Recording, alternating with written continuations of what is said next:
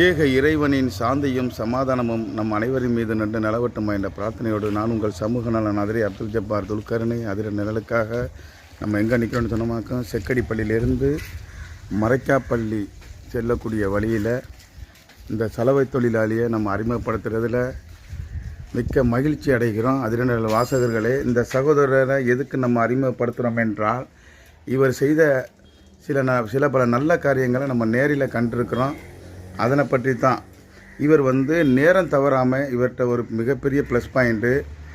அதே நேரத்தில் இங்கே ஒரு சலவை செய்ய கொடுக்கவங்களுக்கு அவர் கொடுக்கக்கூடிய ஒரு சில நேரம் தவறாமல் கொடுக்குற அதை பற்றியும், அதில் ஏதேனும் ₹1 இருந்தாலும் கூட அந்த சட்டையில் அவர் நமக்கு அதை எடுத்து இந்த பாருங்கள் உங்கள் சட்டையில் இவ்வளோ இருக்குன்னு கொடுக்குறாரு.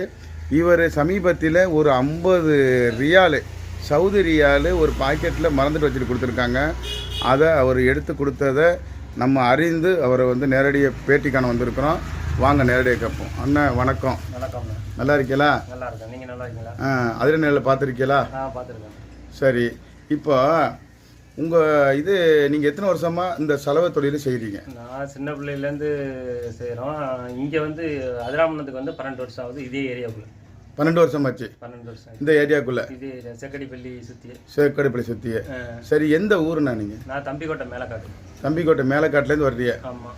சரி, இப்போ உங்களை பற்றி நாங்கள் கேள்விப்படுறோம். இந்த மாதிரி ஏதேனும் சட்டையில் ஏதாவது அவங்க வச்சுட்டு போனால் நீங்கள் உடனே எடுத்து கொடுத்துட்றதாகவும், அதே போல் மற்ற கடைகளில் நம்ம குறை சொல்லி அல்ல, அவங்க நேரத்துக்கு தகுந்தாப்போல் வர்றதில்லை என்ற குற்றச்சாட்டு நிரம்ப இருந்தாலும் நீங்கள் சரியான முறையில் மக்களை நீங்கள் அனுசரிக்கிறாங்க. அது உண்மை தானே? கண்டிப்பாக நான் நேரம் தவறாமல். எத்தனை மணிக்கு இங்கே வர்றீங்க? நான் கிட்டத்தட்ட 6:30 மணிக்கு வருவேன். நைட்டு 9 மணிக்கு வருவேன். நைட்டு 9 மணி வரை இங்கே இருப்பிய? ஆமாம். ஒரு சட்டைக்கு எவ்வளோன்னு வாங்குறீங்க? ஒரு சட்டைக்கு 15 ரூபா. இது இந்த சகோதரர் சொல்கிறது போல் இது அனைத்தும் உண்மை. அதில் நம்ம பதிய காரணம், இந்த சகோதரர் கடந்த ஒரு 20 நாளாக நாங்கள் அவரை நம்ம ஃபாலோ பண்ணிகிட்டே இருந்தோம். அதை பொதுமக்கள் சொன்னதை நம்ம நேரில் கொடுக்குறோம். அதே போல் இங்கே திமுக, அதாவது ஆளுங்கட்சியான திமுக என்ற ஒரு கட்சி அதிராமண்டலத்தில் இருக்க இந்த சலவை தொழிலாளியும் ஒரு காரணமாக இருந்த ஆரம்பத்தில் அவர் பேர் முனியசாமி, அமரர் முனியசாமி இருந்திருக்கிறாரு. அதையும் நம்ம இந்த தருணத்தில் நினைவுபடுத்துகிறோம். வேறு ஏதாவது சொல்ல வரீங்களாண்ணா? இல்லை, நம்ம நேர்மையாக நியாயமாகவும் இருந்துக்கிட்டோம்னா நம்மளுக்கு என்றைக்குமே வெற்றி தான். அது இல்லாமல் இந்த ஏரியாவில் நம்மளுக்கு நான் பள்ளிவாசல் பக்கத்திலே இருந்ததுனால அந்த பள்ளிவாசல்லேருந்து நம்மளுக்கு ஒரு பாசிட்டிவ் வைப் வந்துக்கிட்டே இருக்கும். அதனால நம்ம நேர்மையாக இருக்கணும்னு இந்த மக்களே நம்மளுக்கு, இந்த இஸ்லாமிய மக்களே நம்மளுக்கு அந்த மாதிரி ஒரு உணர்வு ஊட்டிட்டாங்க. மக்கள் எப்படி அவங்களுக்கு ஒத்துழைப்பு தராங்க? ரொம்ப நல்ல மனிதர்கள் தான். எந்த ஒரு பாகுபாடும் இல்லை, ஏற்றத்தாழ்வு இல்லை.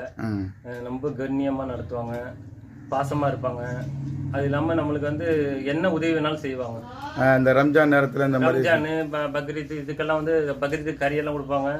இதுக்கு ஒரு கிட்டத்தட்ட 5-6 டிஃபன் சாப்பாடே வந்துடும். டிஃபன் பாக்ஸ் நிறையா சாப்பாடு வந்துடும். சரி, அது மாதிரி பணமும் அதே மாதிரி நிறையா கொடுப்பாங்க.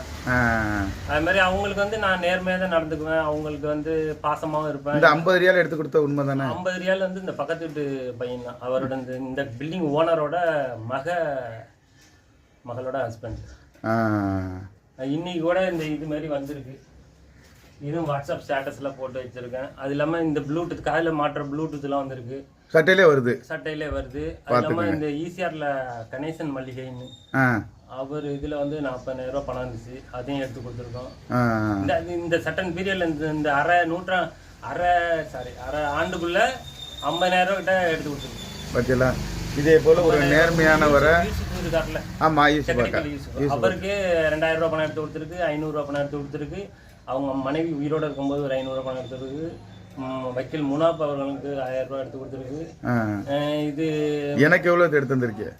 உங்களுக்கு 20 ரூபாய் எடுத்து கொடுத்துருக்கேன். சரி, நிறைய 20 ரூபா 10 ரூபா அப்படின்னு பார்த்தா நிறைய.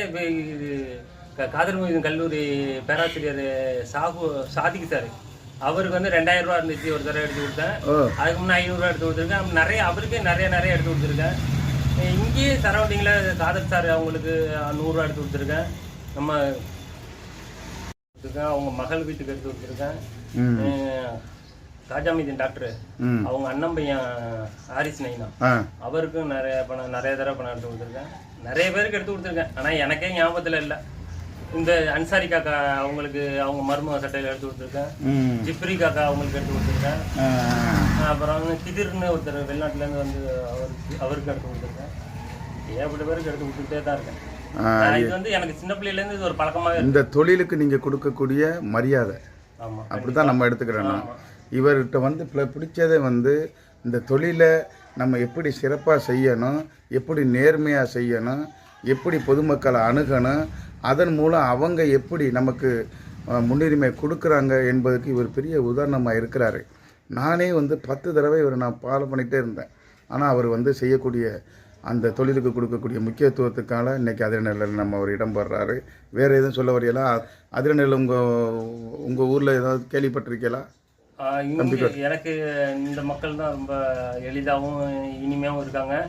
நான் பெரும்பாலும் வீட்டில் போய் நான் தூங்குறது தான் தம்பிக்கோட்டையில் போய் தூங்குறது காலையில் எழுந்திரிக்கிறது 6:30 நைட்டு இங்கேயே இருக்கிறதுனால இந்த மக்கள் தான் எனக்கு இங்கே உள்ள ரம்ஜான் தான் தெரியுது, இங்கே உள்ள பக்ரீத் தான் தெரியுது, அந்த இந்த பண்டிகை தான் தெரியுது. நான் எனக்கு வந்து பொங்கல் தீபாவளி எல்லாம் எப்போ வருதுன்னு தெரிய மாட்டேங்குது. அந்த ஒரு சட்டன் பீரியடில் ஒரு 4 நாளைக்கு 5 நாளைக்கு முன்னாடி இப்போ தீபாவளி வருது அப்படி இப்படின்னு சொன்னா தான் எனக்கு தெரியும்.